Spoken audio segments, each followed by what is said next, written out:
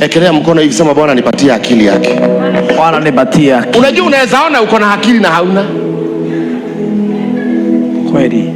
Ama akili yako ni ya ujinga na unafikiri ni the right one.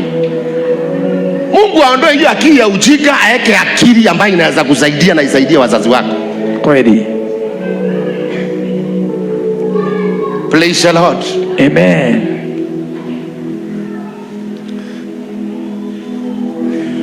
Tumesema madhabahu is a place where people meet God, number one. Number two, madhabahu is a place of revelation, kama ile Suleimani alipewa. Number three, a place, an altar is a place of covenant, ama promises. Hapo ndio Mungu anawekaga ahadi zake. Ukienda juu ya madhabahu, Mungu anaweka ahadi. Anakuambia nitakubariki, nitakuinua, nitakufanya mtu mkubwa. Ahadi na the promises of the Lord zinaanza kuwa looped. Maana katika madhabahu, Mungu anaanza kukuahidi vitu, viapo. Anakuambia hautakuwa mkia, utakuwa kichwa. Anakuambia enda, utashinda, hautashindwa. Anakuambia kuanzia leo hakuna magonjwa itakupata kama ile ilipata wa Misri. Ukiingia katika madhabahu, kiingia katika altar, Mungu anaanza kukupatia ahadi. Ahadi ni ahadi ya Bwana haivunjiki milele. Ahadi ya Bwana haivunjiki milele. Oh, ni ahadi ya Bwana haivunjiki milele. Ahadi ya Bwana haivunjiki milele. Sikilizeni, ahadi ya Bwana. Lakini saa hii kuja kanisani uone vile watu wamepigika. Nakwambia niliokoka 1922. Kiangalia anakaa mtu ako na fupi. Mpaka tunasababisha wokovu unachukiwa, kwa sababu tumekataa kuja madhabahuni na tutoe sacrifice zetu. Mungu atusamehe na atupatie ahadi zake.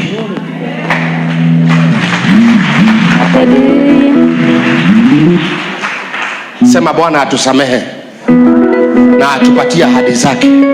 It's a place of covenant and promises. Mungu anaanza kukuahidi. Altar ni mahali pa ahadi. Anasema nimekuahidi kuanzia leo sitakuacha. Mungu anasema kuanzia leo nimekuahidi. Mungu akamwambia Daudi, wewe na uzao wako hamtatoka katika kiti cha ufalme. Daudi akakufa, Suleimani mtoto wake akachukua. Suleimani akakufa, mtoto wa Suleimani akachukua. Mtoto wa Suleimani akakufa, huyo mwingine akachukua. Wakabarikiwa yeye na uzao wake. Ukimkaribia Mungu, Mungu anakukaribia. Ukikaa mbali na Mungu, Mungu anakaa mbali na wewe. Kaa karibu na Mungu. Sema nitakaa karibu na Bwana. Nitakaa karibu na Bwana.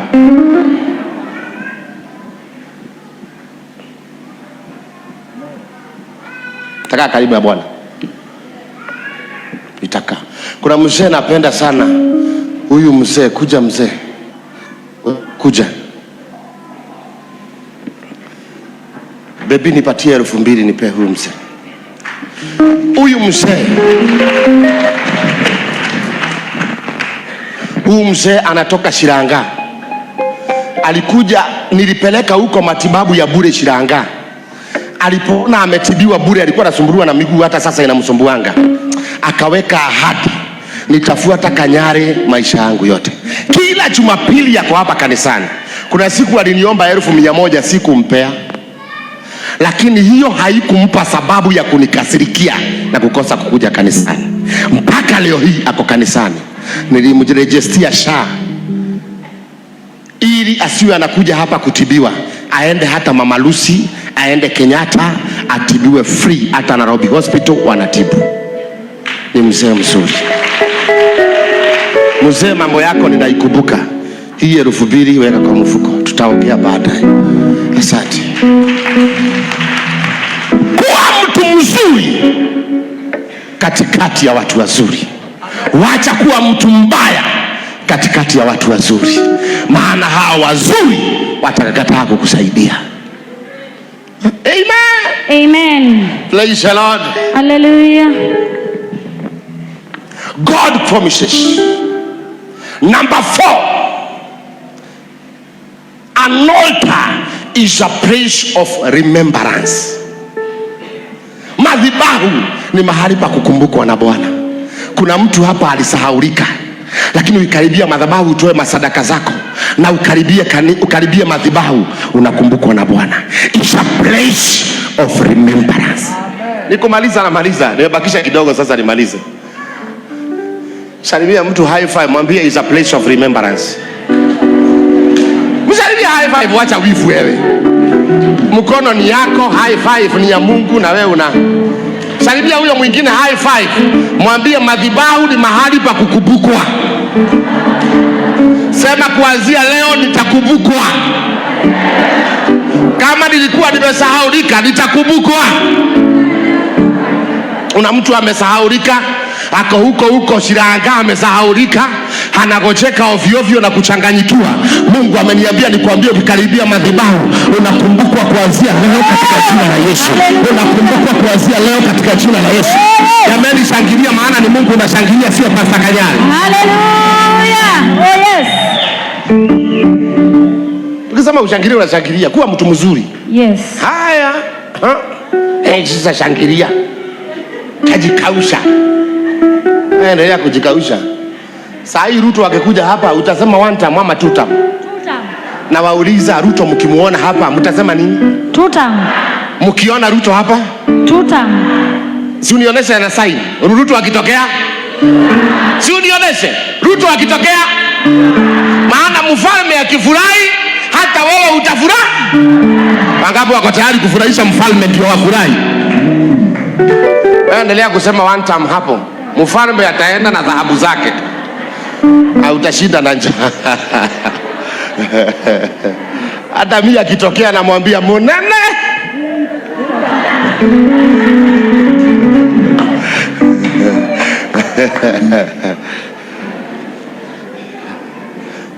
Amen. Namwambia Munene, shai inafanya kazi. Na hakuna mwingine kama wewe Munene. Wewe ndio rais mzuri duniani. Anasema hebu leta hiyo kabag kangu. Namwambia Munene, hata kabla ya bag wewe ni kila kitu. Kama alikuwa atoe milioni 1 anasema ongeza ingine 4. Akisema ile napiga magoti. Anasema muongeze ingine 5. Mimi nakuwa bilionea hivyo. Sema amen. Hallelujah. Sema two time. Two time. Yeah. Ngumi mbwense. Wanasema ngumi mbwense, wanasema 10 bila break. Akitokea anamwambia 10 Munene bila kupiga break.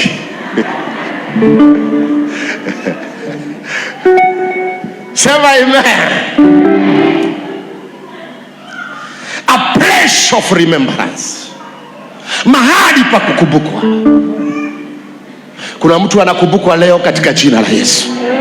Kuna mtu anakumbukwa leo katika jina la Yesu. Amen. Nasema kuna mtu anakumbukwa leo katika jina la Yesu. Morali, we can know in the name of Jesus. Amen. Kukumbukwa na Bwana, unaendesha gari kama ile yangu Lexus. Iko mpaka na fridge ndani. Na TV. Ukikaa hapo na unasikia baridi, ukitaka joto. Ile gari hata ikipiga shimo ndio unasikia vizuri. Ile ingine ikipiga shimo hata kama ulikuwa na mimba unazaa. Lakini ile ni gari ya matajiri. Matajiri hawatakagi stress, my friend. Hata wakilala wanalala kitanda nzuri. Unajua mimi nilikuwa nimekaa bila kununua gondoro sana. Sasa nikaita watu hawa kuangalia nyumba vile inaangalia, warekebishe. Kanambia pastor, hii kagodoro kako nikazee sana, si ubadilishe. Nikasema sina shida, andika hapo. Sasa nilikuwa nalamuka asubuhi naumwa na mgongo. Nikafikiria nikuseeka, nimeseeka. Kumbe sio uzee, ni gondoro. Saa ile gondoro nilinunua ni ile unalala straight hivi, haibonyeki. Lakini kagondoro uko nako, hata mkuu mmekosana na bwana yako, katawakutanisha usiku.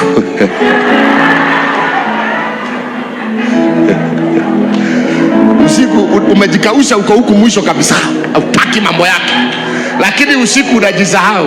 Asubuhi ukiamka unakuta kumbe hata umebushika na wewe.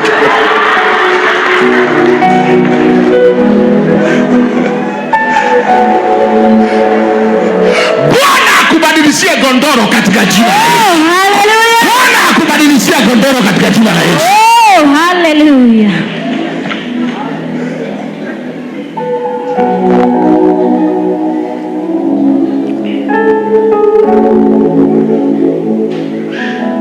Wewe toka hapo. Sasa huyu where is ule Dominic leke kwa maka shukuru huko wewe. Sasa yule atazima TV, utazima television na hiyo mavitu unaweka hapo chaja.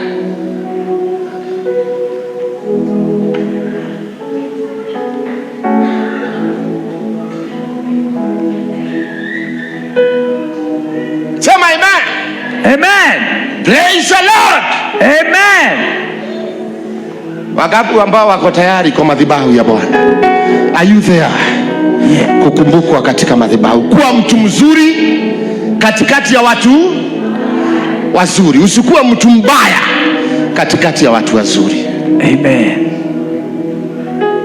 Wana sehemu yangu, rafiki yangu wewe, katika safari yangu twatembea na wewe, pamoja na wewe, pamoja na wewe, katika safari yangu twatembea na wewe. Sema amen. Sema nitakuwa mtu mzuri.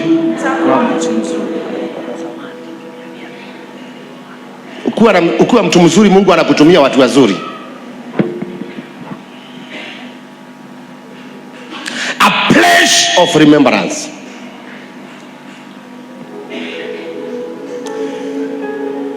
Leo tunaenda kudili na mtu ambaye anaitwa Ibrahim, na zile madhabahu alijenga. Ibrahimu alijenga madhabahu nyingi, lakini leo naenda kutaja tu madhabahu 3 ambazo alijenga. 3 altars that Ibrahim built.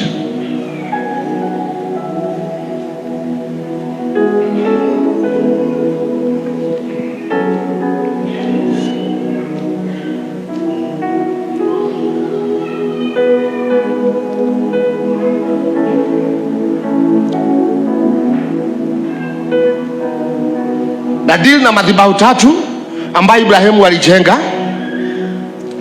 Genesis 12:6.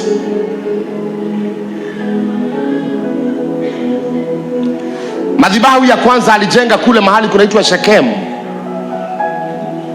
Ibrahimu alipofika mahali kunaitwa Shechem, akajenga madhabahu ya kwanza. Hakukaa mbali na altars, alikaa karibu na madhabahu. Ibrahimu akapita katikati ya nchi mpaka mahali patakatifu pa Shekemu, mpaka mwaloni wa More na Wakanani siku zile walikaa katika nchi hiyo. Verse 7, akafika Shekem kwa nchi ya watu wengine. Bwana akamtokea Ibrahimu akasema, uzao wako nitawapa nchi hii. Hakuwa amepewa nchi, hakuwa amepewa pesa, hakuwa amepewa magari, lakini Bwana akamtokea kule Shekem akamwambia Ibrahimu, wewe na uzao wako nitawapa hii nchi. Hii nchi nitawapea. Hajapewa, lakini yakaambiwa nitawapa hii nchi. Alipoambiwa atapewa hiyo nchi, naye akamjengea Bwana madhabahu huko alikomtokea. Alipoambiwa na Mungu nitakupea, hakugojea, akajengea Bwana madhabahu huko Shekemu, mahali ambapo alitokewa na Bwana. Verse 8.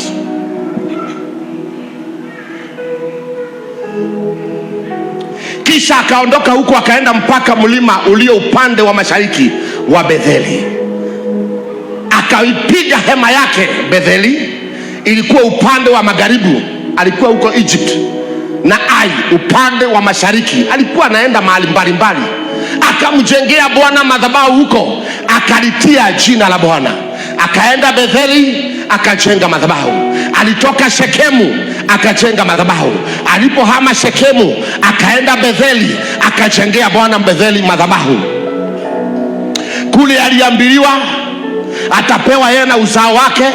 Kule aliambiliwa the promise, aliahidiwa, aliambiwa, akajenga madhabahu. Lakini huku sasa sio kuambiliwa.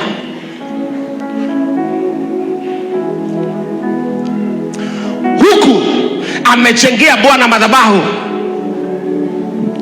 Betheli ilikuwa upande wa magharibi, alijenga kisha akaondoka huku akaenda mpaka mlima ulio upande wa mashariki wa Betheli, akapiga hema yake.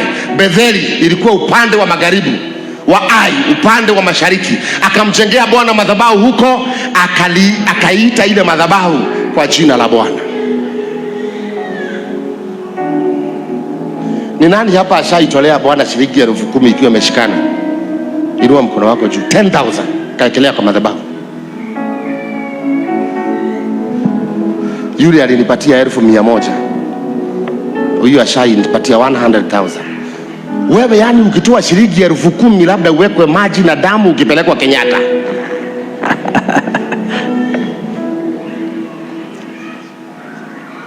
Nani ashaitoa 10,000 ikiwa imeshikana anatolea Mungu?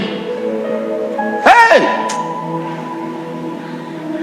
Jameni, tuondoe hiyo roho ya mawe ya kutotoa, tuweke roho ya kutoa kwa ile kidogo Mungu ametupatia. Naye Mungu atatufungulia milango na madirisha ya juu mbinguni, na mvua itanyesha kama mawe. In Jesus name. Weka mikono yako juu, mpe Yesu makofi mazuri katika jina la Yesu.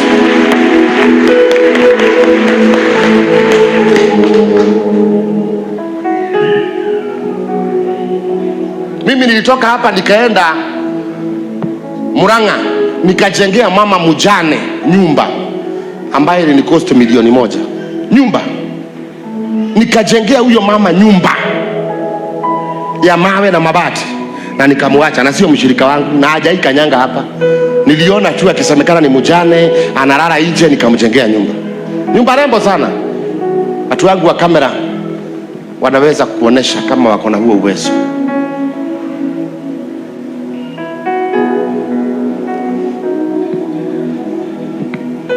Murang'a, wakati unatoa Mungu atakupea. Amen. Wakati unatoa Mungu atakupea. Ahadi ya Bwana si ya uongo, ni ya ukweli. Mjaribu Bwana leo, mjaribu Bwana kesho, mjaribu Bwana kesho kutwa, na hakuna siku utaboeka na Mungu. Hallelujah. Atakupea mpaka ushangae. Hallelujah. Sitaionea haya injili ya Bwana, sitaionea haya injili ya Bwana, sitaionea haya injili ya Bwana, sitaionea haya injili ya Bwana, sitaionea injili ya Bwana, sitaionea haya injili ya Bwana, sitaionea haya injili ya Bwana, sitaionea haya injili ya Bwana, sitaionea haya injili ya Bwana, sitaionea haya injili ya Bwana, sitaionea haya injili ya Bwana, sitaionea haya injili ya Bwana. Sema amen. Akaenda Shekemu akajengea Bwana madhabahu. Akaenda Betheli akajenga madhabahu. Economy ya Betheli ikaharibika. Economy haijaanza kuharibika leo, ilianza kuharibika kitambo. Economy ya Betheli ikaharibika. Angalia, nilienda mpaka huko. Mungu akitumana usaidiwe, hata mashetani ipinge, utasaidika katika jina la Yesu. Amen. Nilitoka Njiro nikaenda mpaka Kiharu kwenda kusaidia. Hakuna mtu atazuia usaidike, utasaidika katika jina la Yesu. Amen. Mimi huyo kwa wenyewe mahali sijui, nikakuta ninangojewa na watu wengi, Ndio hiyo nyumba mpya tulikuwa tumeenda kuifungua. Baada ya kufika huko, tukafungua nyumba ambaye mama huyo hakutoa hata sumni, ni mimi nilitoa, na nikachinja mbuzi 4 nikachinjia watu wa kijiji. Amen. Wakakula na wakashiba. Na tukaondoka. Kuwa mtu mzuri, watu wazuri watakuja. Kuwa mtu mzuri, watu wazuri watakuja. Kuwa mtu mzuri, watu wazuri watakuja. Tukakula. Unaona Nyawira wa Kamodho hapo, huyu msichana alikuwa amefungwa jela akawachiliwa. Baraka kwa amefungwa akawachiliwa baada ya mimi kukanyanga miguu yangu kwa mama yake, akaachiliwa. Hata si kuomba, no, kukanyanga tu milango ikafunguka. Nimesema hata wewe utajengea mama yako, utapata wa kukusaidia katika jina la Yesu.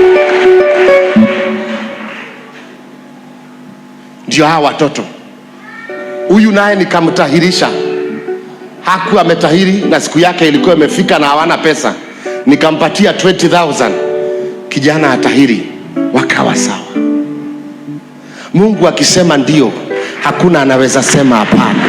Amen. Mungu akisema yes, hakuna wa kusema no. Hallelujah. Mungu akisema Kanyari, hiyo kiti ya ubunge utachukua, hakuna wa kusema no. Amen. Mungu akisema.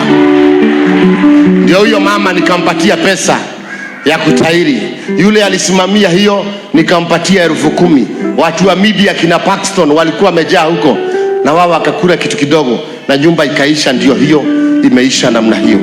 Mungu ni nani? Mungu ni nani? Geukia jirani yako, mwambie Mungu ni nani. Mungu ni nani? Mwambie kuwa mtu mzuri, kuwa mtu mzuri, na watu wazuri watakusaidia. na watu wazuri. Be the good person. Kuwa mtu mzuri na wazuri watakuja katika jina la Yesu. Salimia watu 3, high five. Salimia watu 3, ongezea wengine 2. Wacha kulala, sema kuwa mzuri na wazuri wanakuja. Kuwa mzuri na wazuri wanakuja. Piga vigelegele, vigelegele, vigelegele.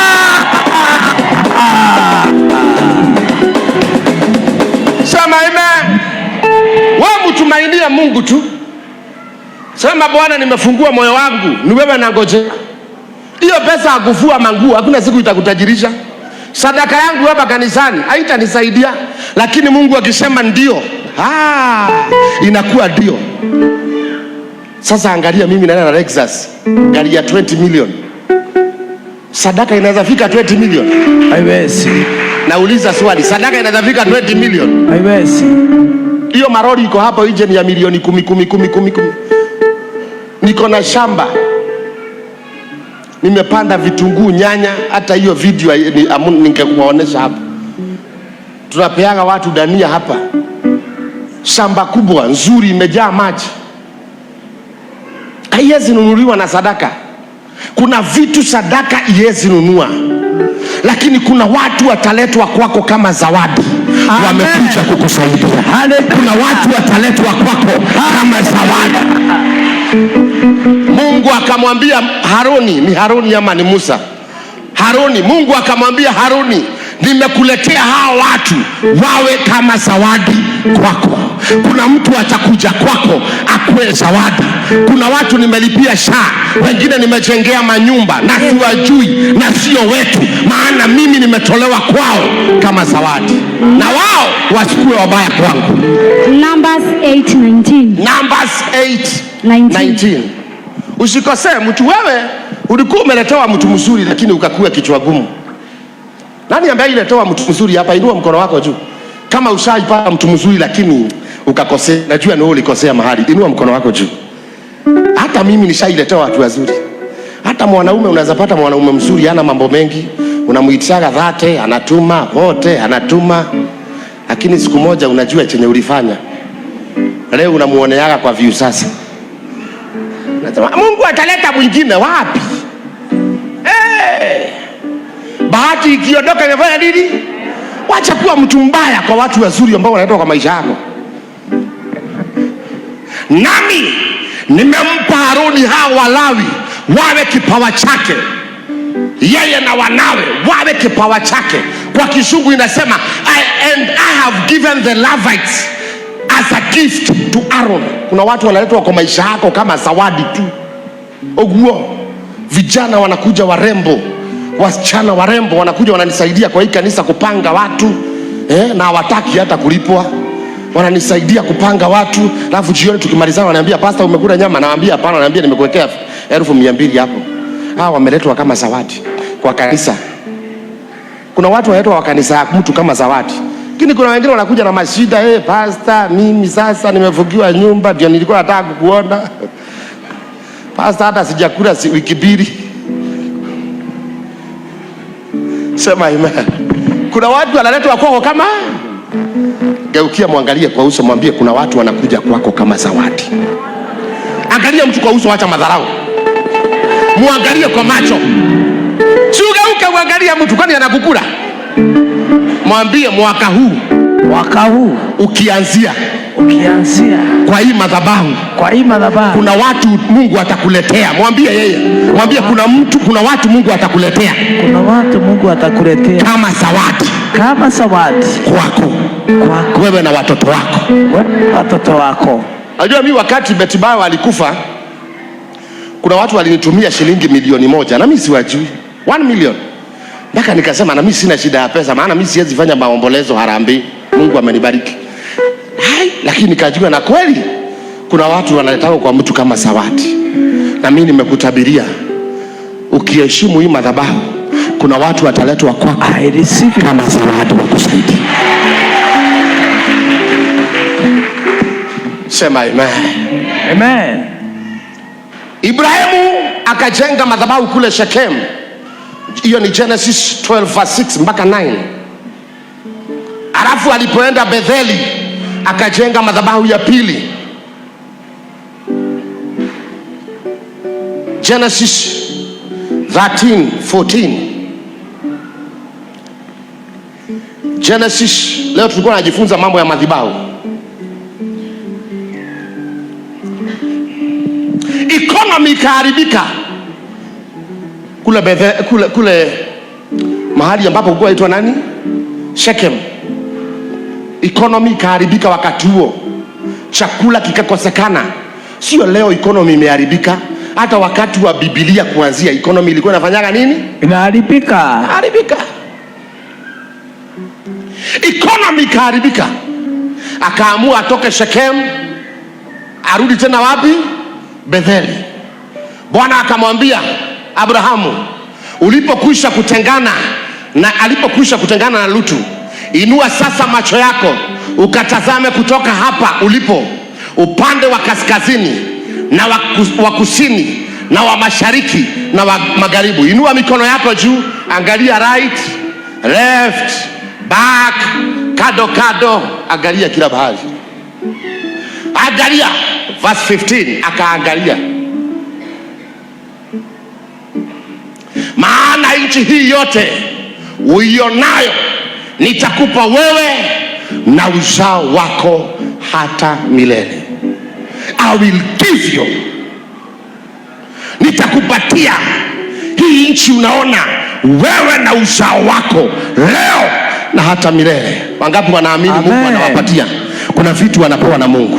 Mungu akubariki. Amini leo. Amen. Amini nawa.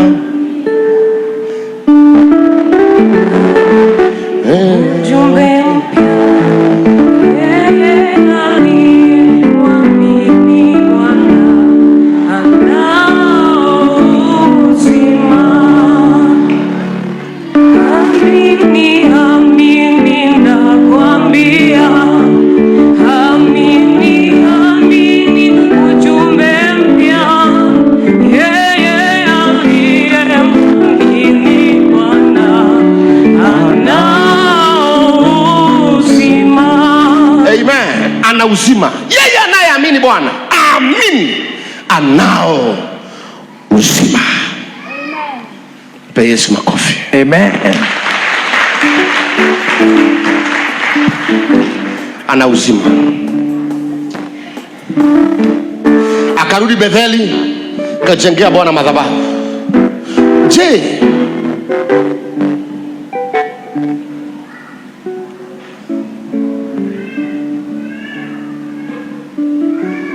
Genesis 13 kuanzia 14 tukiteremka twende. Maana nchi yote uionao nitakupa wewe na uzao wako hata milele. Verse 16. Na uzao wako nitaufanya uwe kama mavumbi ya nchi. Akiwa mtu ataweza kuyahesabu mavumbi ya nchi, uzao wako nao hautahesabika. Verse 17. Ondoka ukatembee katika nchi hii, katika mapana yake na marefu yake, maana nitakupa wewe nchi hiyo.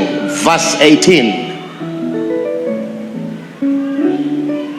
Basi Abrahamu akahamisha hema yake, akaja na kukaa karibu na miaroni ya Mamre, nayo ni miti iliyoko Hebroni, akajengea Bwana madhabahu huko Hebroni. Hiyo ni madhabahu ya tatu. Akaenda Hebroni akajenga madhabahu. Madhabahu ya tatu aliijenga Hebroni. Sema kwa sauti, Hebroni. Hebron. Alijenga zingine mingi, maana hata kule alienda kusacrifice mtoto wake ni kwingine. Sasa tumesoma madhabahu ya tatu. Je, Mungu anasema nini ama Yesu anasema nini kuhusu madhabahu? Najua watu wamedanganya watu sana, kiasi kwamba watu wamefika mahali wanaona kutoa sadaka kanisani ni kama kuibiwa. Wacha tusikie katika New Testament, maana hiyo tuko nasoma ni Old Testament. Tusikie katika New Testament Yesu mwenyewe anasema nini kuhusu madhabahu. Katika kitabu cha Matthew 5 verse 23. Matthew 5 verse 23. Matthew 5 verse 23. Matthew 5:23. Wacha tusikie Yesu alisema nini kuhusu madhabahu. Basi akaleta sadaka. Basi ukileta sadaka yako madhabahuni, ukikumbuka ya kuwa ndugu yako ana neno juu yako. Therefore if you bring thy gift to thy altar, and there rememberest that thy brother hath out against thee. Ukijua kuna mtu amekulaani ama mtu ameongea ubaya wako ama kuna mtu alisema hutasaidika, basi ukileta sadaka katika madhabahu, hiyo laana hata wakirusha haitakupata, maana umetoa sadaka katika madhabahu. Amen. That's what the Bible say. Jesus said, basi ukileta sadaka yako madhabahuni, ukikumbuka ya kuwa ndugu yako ana neno juu yako. Ndugu yako kuna mambo amekuwazia mabaya.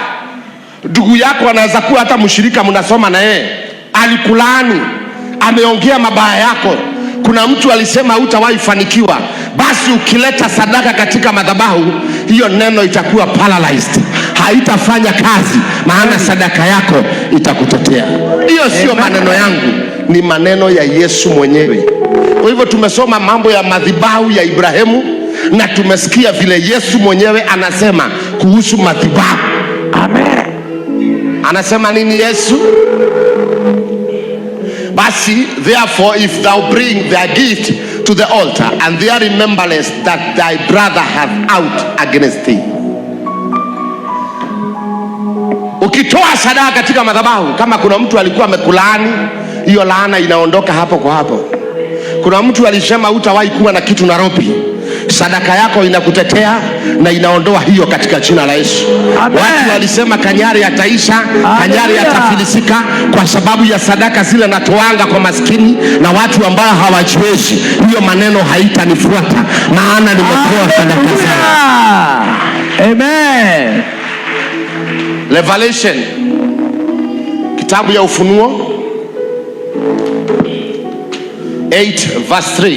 Revelation 8 verse 3. Revelation 8 verse 3. Malaika mwingine akaja akasimama mbele ya madhabahu. Unaona hata mbinguni kuko na madhabahu. Geukia jirani yako mwambie hata mbinguni kuna madhabahu. Hata mbinguni kuna nini? Madhabahu. Madhabahu haiko hapa peke yake. Hata mbinguni there is altars.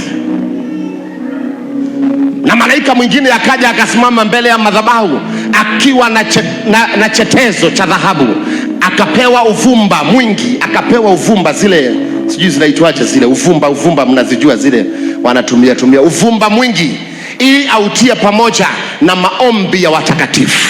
Akasimama juu ya madhabahu, akapewa uvumbi na chepeo ya dhahabu, kaambiwa hiyo uvumba achanganye na maombi ya wenye haki. Kwa hivyo maombi yako haitapotea, maombi ambayo unaomba haitapotea, malaika anaichukua. Amen. Ili autie pamoja na maombi ya watakatifu wote juu ya madhabahu ya dhahabu iliyo mbele ya kiti cha enzi mbinguni. Amen. Mbinguni kuna kiti cha enzi. Malaika akatokea na uvumba, akachanganya na ile maombi watakatifu wamekuwa kiomba, Mungu nipee gari, nipee nyumba. Akaenda juu ya madhabahu, akaiweka mbele ya mtakatifu wa watakatifu.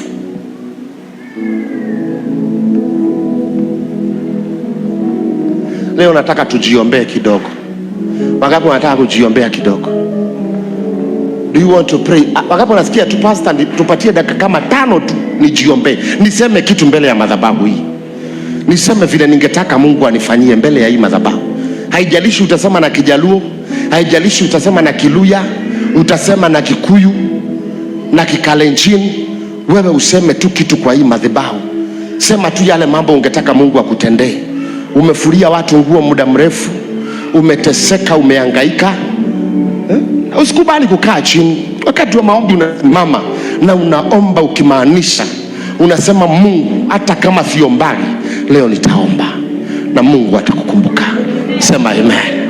Kabla hatujaanza kuomba, madhabahu ya kwanza ni kumpatia Mungu roho yako.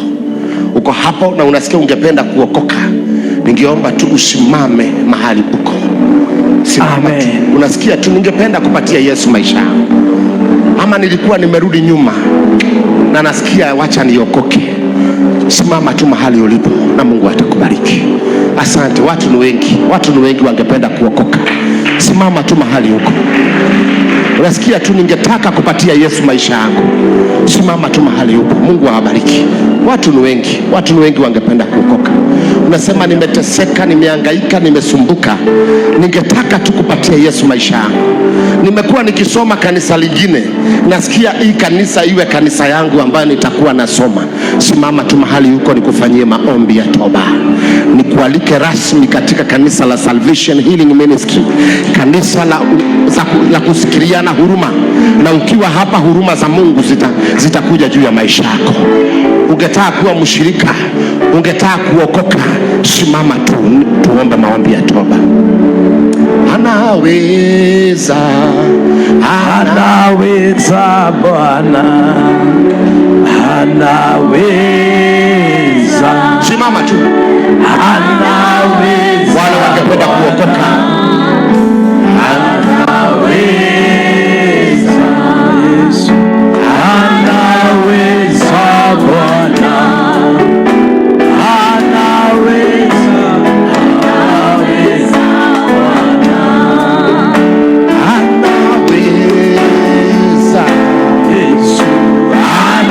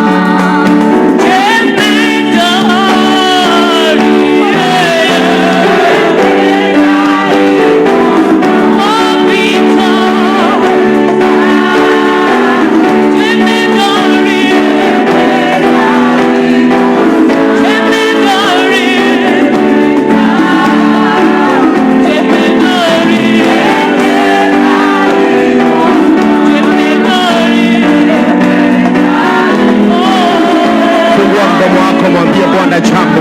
Fungua mdomo wako, mwambie Bwana jambo. Mwambie Bwana, nimekuja mbele zako wakati huu wa Krismasi, naomba Bwana unikumbuke. Mwambie Bwana chenye unataka, mwambie Bwana chenye unataka. Anayemtegemea mwanadamu amelaaniwa, anayemtegemea Mungu amebarikiwa. Wewe mwambie Bwana chenye unataka.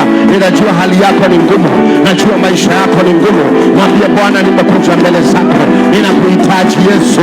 Nipatie marafiki wazuri, nipatie watu wanaweza nisaidia, nipatie watu wanaweza nisapoti, nipatie watu wanaweza nisapoti. Niletee watu.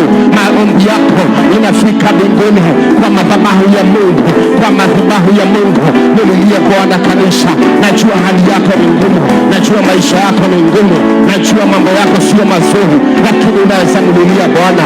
Rikabashakayanda mazunga rimakatosekayaladoze kababakotirikisia dilibazaka riamadozekalabadozia rikantanoseketeka kotabakela zekatirikato. Baba ni asante Jehova, hakuna mwingine kama wewe, hakuna mwenye nguvu kama zako, hakuna mwenye uwezo kama wako. Tembea pamoja na sisi, tembea na watoto wako, tembea pamoja na wanao. Kila aina ya nguvu za uchawi, kila aina ya mapepo, kila aina ya majini, Baba nimeyakataa.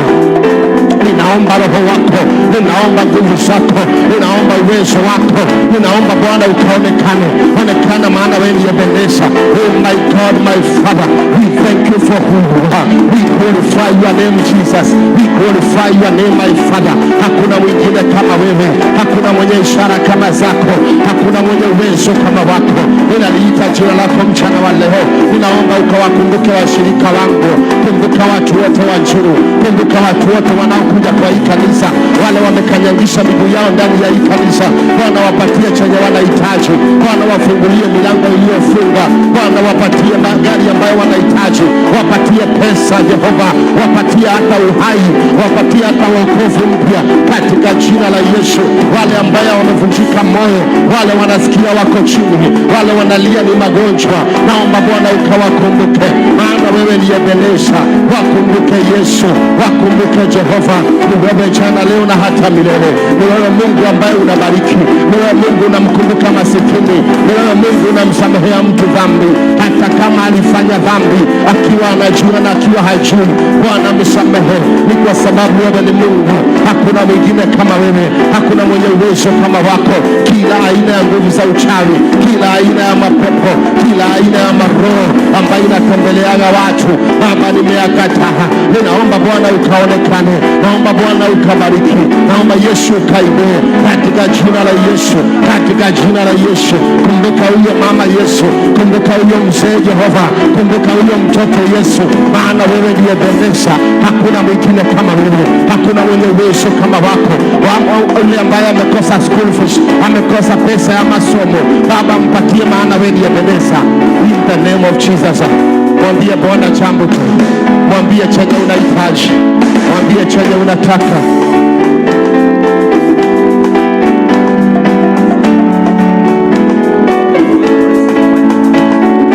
Kama sio wewe, ingekuwa wapi mimi?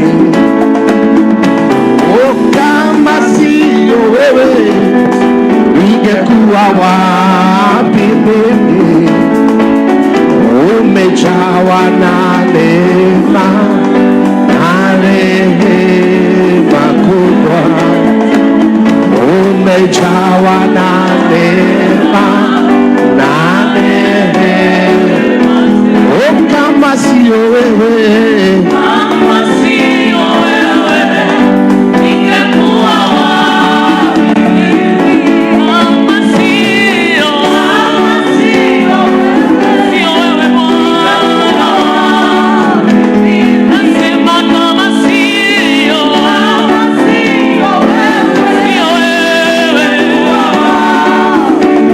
daima kama sio wewe, ingekuwa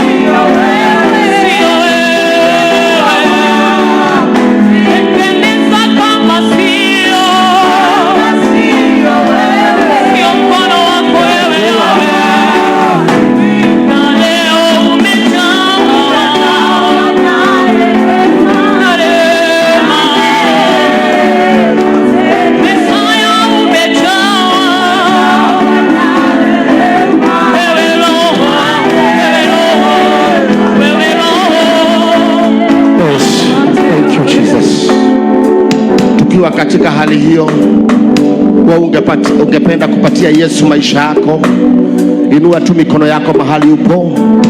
Ungetaka kuokoka, kama umekaa chini, unasimama tu mbele ya Mungu, maana Mungu ni mweza yote. Unasikia kabisa, mimi ningependa kuokoka chini ya mafuta hii, ningependa kumkaribia Mungu chini ya mafuta hii. Simama tu kwa miguu yako, inua mikono yako miwili juu, alafu nitakuombea ombi hili katika jina la Yesu. Inua tu mikono yako miwili juu na ufunge macho yako. Sema, Bwana Yesu, kuanzia leo sitaki shetani kwa maisha yangu. Futa jina langu kwa kitabu cha kuzimu. Ukaandike jina langu kwa kitabu cha uzima. Na kuanzia leo nimeokoka. Baba, ni asante ni kwa ajili ya hawa ambao wamekupatia maisha yao. Jehova, wewe sasa ni mgeni wa roho yao na utakuwa pamoja na wao. Nawaombea mema, ninawaombea baraka, ninawaombea ushindi. Kuanzia leo wakuone na watembee pamoja na wewe. Baba, uwashike mikono, uwapiganie, maana wewe ni Adonai. Na ni katika jina la Yesu ninasema amen.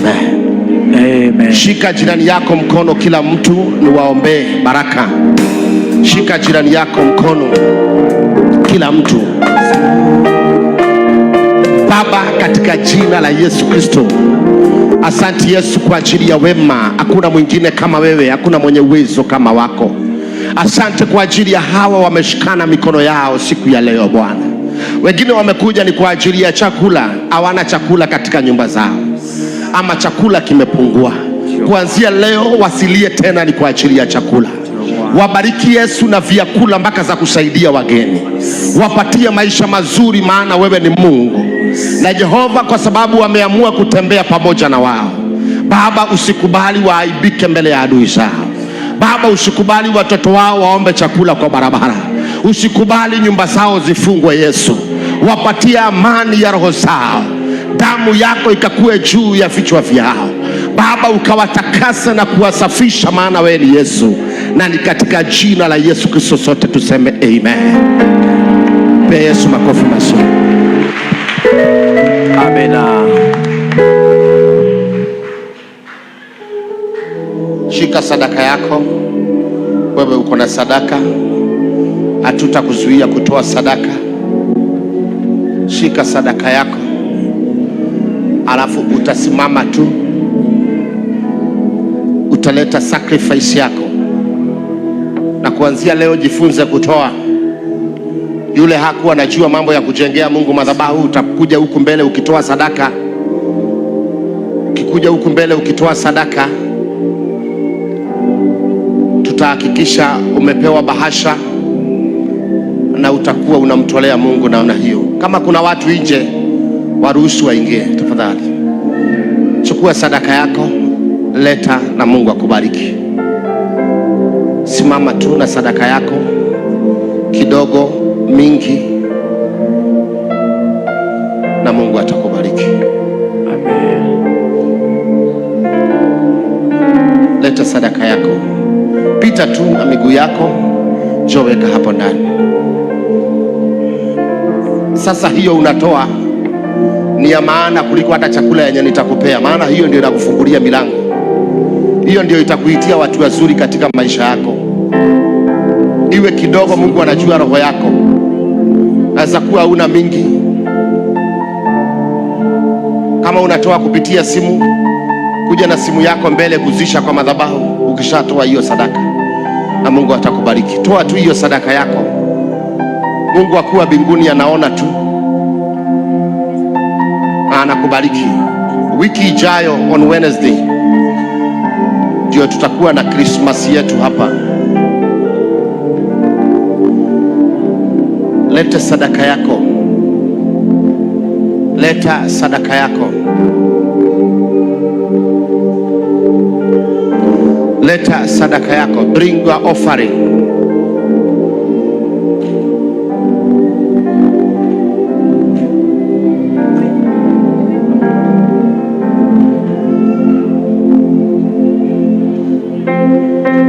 Usikubali kukaa bila kutoa sadaka. hiyo ndio itakuitia marafiki. Hii ndio siri yangu. Siri yangu inakuweka ndani ya hiyo kikapu. Hii ndio imesababisha niwe hivi. Hii ndio inasababisha niishi maisha ambayo naishi. Nikisikia mahali kuna shida na kimbiaga bio. Hao watu wote wa social media wananijua. Wanasemaga endeni muite Kanyari. Maana wanajua I'm a giver. Na si ya kujifanya. Saa zingine natoaga nakuta nimebaki sina chochote. Natoa. My brother, ndio hiyo account. Asante. Unaguzisha tu kwa madhabahu ukitoa. Unaguzisha hapo. Tazingine natoanga nakuta sina kitu. Nimebaki empty. Lakini naamini sana katika mambo ya kutoa. Maana najua ya kwamba nikitolea Mungu yeye unikumbuka na anifungulia milango. Kuna ibada tunakuwa naye hapa kanisani inaitwa Dolkasi. Ya kushimama na wamama. Dolkasi. Jiandikisha ungetaka kusaidiwa na nini? Maana tuko karibu kufanya